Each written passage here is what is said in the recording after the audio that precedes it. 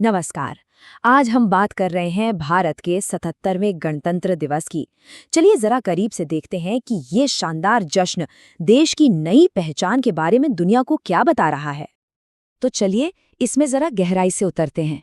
ये जो परेड है ना, इसकी शान शौकत के पीछे तीन बड़ी बातें छिपी हैं। भारत का गौरव, उसकी बढ़ती सैन्य शक्ति और हाँ, ग्लोबल स्टेज पर उसकी बहुत ही सोची समझी भू राजनीतिक चालें।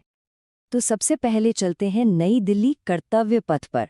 यहाँ जो 77वें गणतंत्र दिवस की परेड हो रही है, वो सिर्फ एक राष्ट्रीय जश्न नहीं है, बल्कि सच कहें तो पूरी दुनिया की नज़रें इस पर टिकी हुई हैं।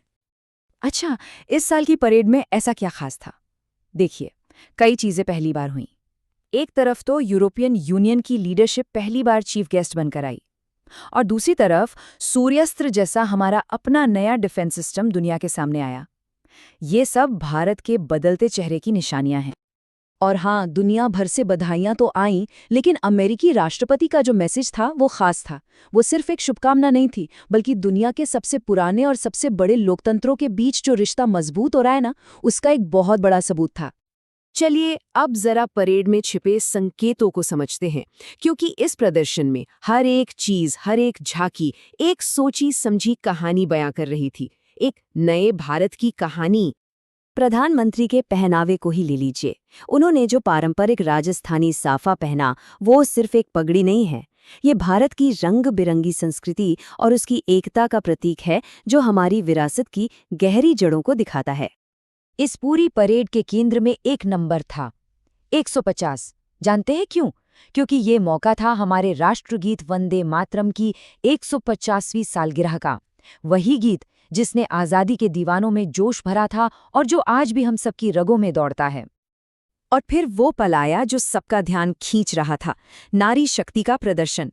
जब सीआरपीएफ की ऑल वुमेन टुकड़ी असिस्टेंट कमांडेंट सीमा नाग की अगुवाई में कदम से कदम मिलाकर चल रही थी, वो नज़ारा गर्व और सशक्तिकरण का एक जबरदस्त पैगाम दे रहा था।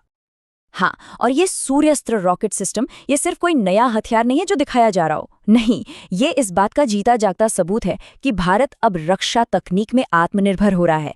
आत्मनिर्भर भारत का विजन जमीन पर उतर रहा है। लेकिन एक मिनट, राजधानी में तो जश्न मन रहा है, पर यही ताकत का प्रदर्शन हमें एक बहुत जरूरी बात भी याद दिलाता है। ये याद दिलाता है उस सतर्कता की जो देश की सीमाओं पर 24 घंटे जरूरी है। और इसी की एक झलक थी ऑपरेशन सिंदूर को समर्पित एक खास झांकी और फ्लाईपास्ट। ये हमें उन चुनौतियों की याद दिलाता है जिनका हम लगातार सामना करते हैं, और उन हीरोज को एक सलामी है जो हमारी सरहदों की हिफाजत करते हैं। तो देखिए, यहाँ एक तरफ तो दिल्ली में शांति और लोकतंत्र का जश्न है, और दूसरी तरफ जम्मू कश्मीर जैसे इलाकों में हमारे जवान हर रोज एक कठिन हकीकत का सामना कर रहे हैं। ये हमें याद दिलाता है कि आज़ादी और संप्रभुता की एक कीमत होती है।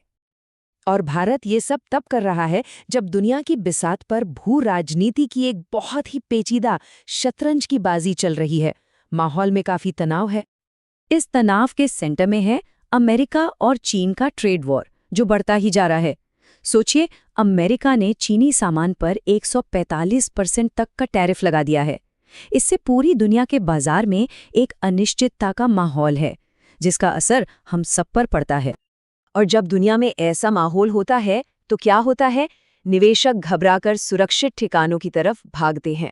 नतीजा, सोने का भाव रिकॉर्ड $5,000 प्रति आउंस के पार पहुंच गया है।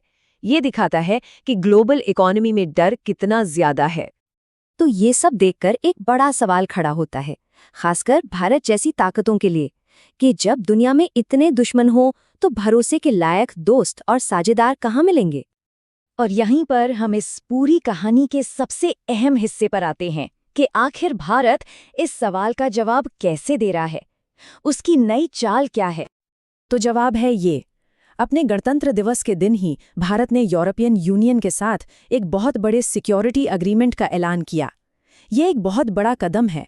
इसका मतलब है कि भारत अब यूरोप के डिफेंस इंडस्ट्री से सीधा जुड़ेगा और इंडो पैसिफिक जैसे अहम इलाके में स्थिरता लाने के लिए मिलकर काम करेगा। लेकिन बात सिर्फ फॉरेन पॉलिसी की नहीं है, ये पार्टनरशिप भारत के अपने आत्मनिर्भर भारत मिशन को भी सीधा-सीधा सपोर्ट करती है। मतलब अब हम डिफेंस और टेक्नोलॉजी जैसे ज़रूरी सेक्टर्स में और तेज़ी से आत्मनिर्भर बन पाएंगे। तो आखिर में इस गणतंत्र दिवस की पूरी तस्वीर हमें एक बड़े सवाल के साथ छोड़ जाती है। जैसे जैसे भारत एक बड़ी ताकत बनकर उभर रहा है, दुनिया के समीकरण कैसे बदलेंगे? एक बात तो साफ है, भारत सिर्फ अपने इतिहास का जश्न नहीं मना रहा, बल्कि वो पूरी दुनिया के साथ अपने और दूसरे देशों के भविष्य की कहानी भी लिख रहा है।